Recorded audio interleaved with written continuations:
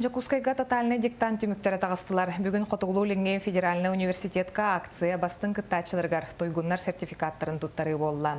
Санатан әтті қамус ұстаруын ақсыз күнігер дойдур дүнен тотальный диктант акциятыгар тығынчанан кихи кытты ута.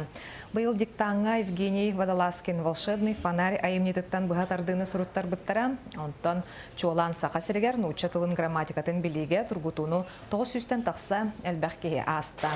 Кинлер орталаругар диктаны студионнар арастырел төләйттері республика салалтата сұруйдылар. 6 ағыз кеге экзаменен тойгун сынаға туттар бұд.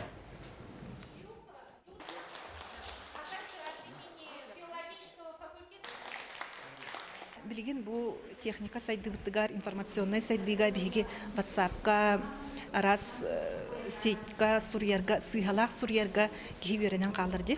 Ол ин булана диктаңга келен тух бар урку умнут браблаларгын бартын өйдөн туран сурьёктакка бу сынавыттан мехага сама юрелдер мин терапевтерим. Мин учуталар династияларын представителе болабын. Онон бу сынавын терапевтеримдер аныбын.